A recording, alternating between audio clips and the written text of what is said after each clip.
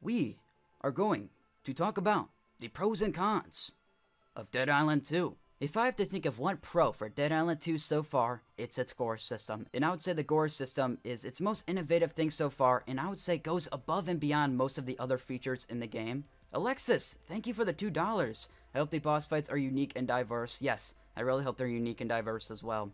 Thank you guys for all joining me. I really do appreciate it. The flesh system in Dead Island 2, as Dan Buster calls it, is their newly designed system for this game, where you can cut off the limbs and really tear down the zombies and make them almost a skeleton.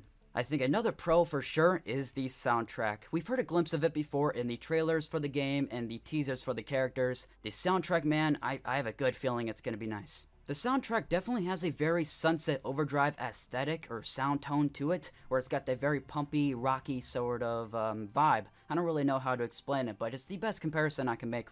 I'm a little afraid of the mission design and the variety of missions that you'll be able to go through. Now, we did know in the Dead Island 2 2015 version is that it was mainly all just straight up fetch quests, and that's the reality of it. And Dead Island 1 was a lot like that as well, but it did have some fun set pieces and some moments to really switch it up. But that is one of the main things I'm very much worried about. We've seen some combat challenges so far, like kill this amount of zombies and so on.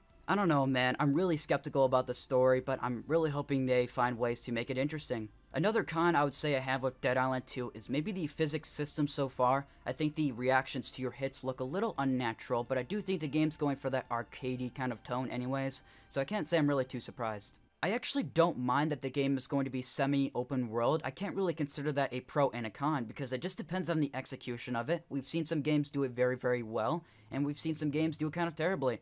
I think open world games can be very good, but a lot of the time they find too much padding, like for example in recent Far Cry games where they have all the towers and all the bases you're supposed to clear out, and I feel like it becomes very repetitive and doesn't really add too much replayability unless you're just into that type of thing. Random encounters are one thing I really hope for return in this game as well, big time. Because random encounters, whether it's coming across a horde of zombies that do something different, or being attacked by bandits, which we know bandits won't be in the game. In general, I just think random encounters can add a lot to the game in its long-term replayability and scope. I think another con that I can really think of is probably the bugginess currently. Now, we've seen the November build so far from the Game Informer last month, and it looks okay. I think the current state looked definitely better in the second video they showed of gameplay. So I'm hoping if they polish it around the edges a bit, I think the game could be pretty solid. I think another con is no drivable vehicles, no akimbo weapons, and some things that were cut out of the 2015 version of the game. But I also think this can be looked at as a pro, and I'll explain why.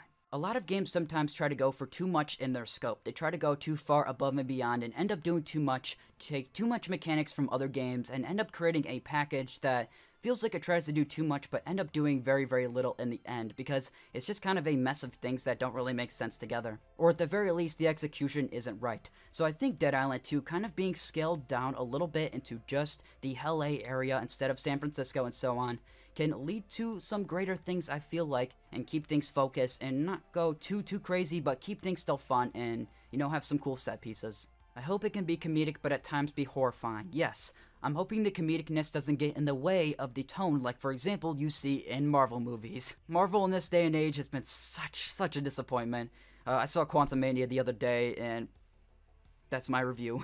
Another pro I have for Dead Island 2 is the skill card system. I know a lot of people are looking over it and wanting a skill tree, but I honestly think the skill card systems can add a lot of replayability and add a lot of fun to killing zombies and just killing a zombie and getting something random. You never know what you're gonna get, because according to Game Informer, you can kill a Shambler and get a card. And then you can kill the Bridezilla boss fight and get the Crusher ability card, which we've seen before. For those that don't know, the way the skill cards are found is through killing zombies. I don't think they can just be found like weapons, just sitting around on a table or something like that, but they can be found through just killing zombies, whether it's boss fights or even the most slowest zombies, like a Shambler, as I just said. Another cool thing that can be considered a pro for Dead Island 2, for me at least, is the amount of voice actors and why this can lead to a lot of replayability for just testing out different characters and just going through the story with a different character and seeing how they react to things. It's going to allow for people to find a character that really sits with them, and hopefully maybe they add more characters as time goes on. Who knows? I think that would be a lot to ask for, but I think for maybe a DLC, that's something we could possibly see.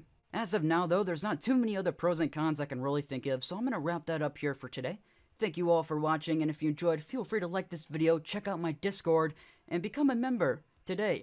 Anyways though, thank you all for watching folks, and feel free to stop by for the next one. Cheers.